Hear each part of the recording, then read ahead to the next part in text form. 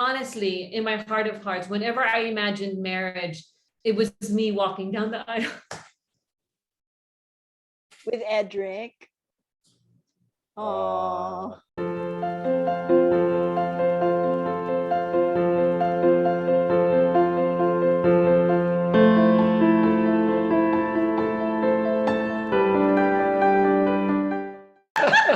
You're gonna say something. Anyway, they can edit this after. It's so funny. They can edit. Yeah, I think so. The best advice about being a husband, I would say there's two things, right? First is being a spouse first. One of the best and wisest pieces of advice I got is you don't go into the marriage for you. It's not a you marriage. It's not an I marriage. It's a you marriage. So I need to go into it thinking not so much about what I will get out of it, what she will do for me, but instead what I can do for her. And that simple but fundamental mindset shift has helped me. And I learned this later on in the marriage, right? So that's been very helpful. Is the more I think about how I can look to Joy's needs, versus what she can do for me, the less frustrated I become. And actually, the more joyful I can become because I see that and I'm not demanding from her, not always present, but that is one. And then the other on the role of the husband is, I love how when I first got married, the guy that performed my wedding gave me this simple picture. He said, Edric, you're a gardener and your wife is like a garden. And your job is to make sure that she blooms. And if I see her and we see what's happening and she's blooming, then you're doing a good job. If not, then that's on you, right? So when you look at the Bible, how it says we have to nourish and cherish our spouses, on a very practical note, the difference between nourishing and cherishing would be this whole idea of a garden where on the one hand, nourish has the picture of being able to provide for her needs in such a way that she will literally bloom. So what are her gifts? What are her strengths? How can I help that come alive? So like she loves writing and I kind of had a hand in helping her birth this whole blog and whatever, right? Because that's what I thought that a good husband should do as a good gardener, nourishing. Then cherishing is all about making her feel loved, making sure that she if I ask her, do you feel loved in the things I do? And the love languages, which you were also calling earlier, are things that I need to do. And if I do that well, she feels loved, cherished, then I'm a good gardener. So those would be kind of the big two for me already. That I'm in general, marriage is not about what I will get so much as what I can give. And I need to think about the you versus I. And then that second part about my distinct role as a man and a husband is to be a good gardener who will nourish and cherish Joy. Kailangan madiligan talaga ang garden. Tama, yun. Parang loaded statement yan, RD. Speaking of sex, di ba? Parang iba yung dating eh. After the sex talk, that just sounded like, all right. Sorry, I'm about celibacy kasi this past. We should be asking you, how is your sex life? How are you making it? Okay, so we'll let Edric go. All right. And thank you, Edric. Thanks so much, Edric, for blessing us with your presence and your story and your advice. Yeah. Yes.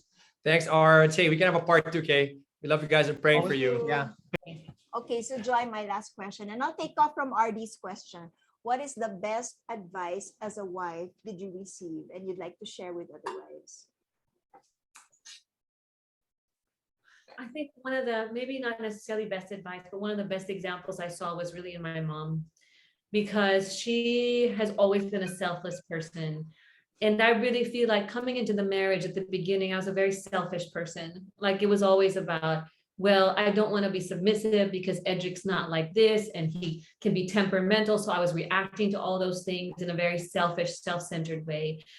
And that's one of the things that I had to learn from my mom's example was, marriage is not about you. And in fact, it's not even about Edric, it's about God. And so that was a major change, a major shift in my perspective on marriage that helped me. First, my mom's selflessness, but then when I read a book by John Piper called This Momentary Marriage, A Parable of Permanence, where he talked about how marriage is the doing of God and the display of God, and it's meant to bring him glory. And it's meant to be a reflection of his love for the church. And when I saw that, it was like I was so convicted. Like in my marriage, am I the kind of wife that encourages Edric to love God more? Am I the kind of wife that if my kids see me and my dynamic with Edric, they would see the love of God manifest in that? They would be attracted to Christ.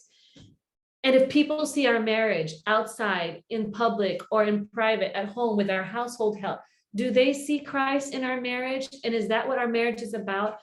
And I think that was a significant change for me. That's one of the most radical things that helped me to really also change in the areas where I needed to, be it being a more submissive person, more respectful, because there had to be a why that was greater than just, okay, I'm going to do this for Edric, I'm going to do it for myself. No, it's really doing it for the Lord. So Yes, that helped me a lot. Yeah.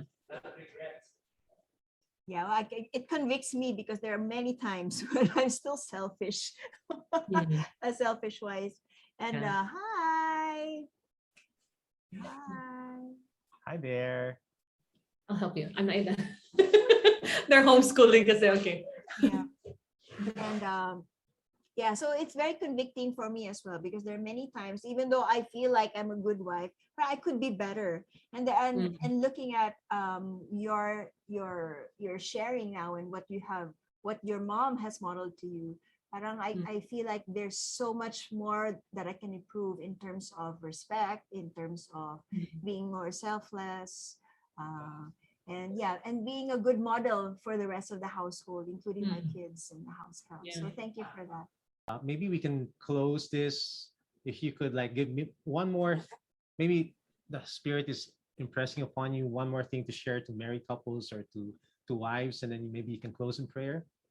Yeah. You know, there was a point in my marriage where I really started to look to Edric to feel good about myself and to feel valued. And while I think that's part of God's design, like God puts two people together so you enrich one another, I think it came to a point once again where I had this tendency to make a person an idol. And I think that was Edric in my marriage as well. And I had to realize that I have to be complete in the Lord and fully satisfied with my own relationship with God, that however Edric is, it's just a bonus. If he's a great husband, if he treats me well, if he's loving, if he's romantic, if he's sweet, that's a bonus, but not necessary for me to be happy and to be joyful, because that joy comes from and should come from the Lord. And I had to learn that also the hard way sometimes, because I knew that there was something wrong, because every time he would do something that upset me, I would react in an ungodly way, where I would maybe withdraw or give him the silent treatment, withhold sex. And those are the female forms of ammunition, right? Like that's how we become mean to our spouse. If they're not doing something we like, we try to control them, manipulate them into doing something that we want them to, or being a certain way to make us happy because we're upset.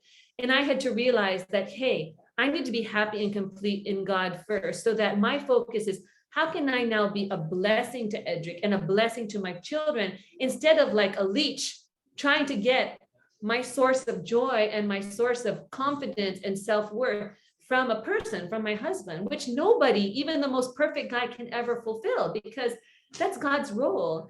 He's the only one that's meant to fill that in us. And I had to learn that. And I learned that maybe not too long ago too, maybe 4 or 5 years ago. So I'm still going to learn more lessons, I'm sure, but that's the most recent one. Wow.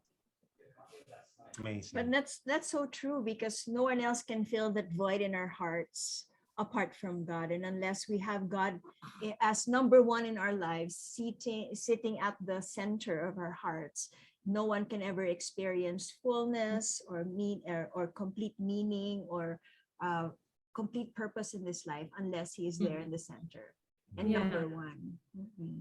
Okay. And I'll just add this last thing, okay? I just thought about it as I'm looking at you two and how you guys are doing this together. And this is like a form of ministry also for you guys, right? And I think that people need to realize that.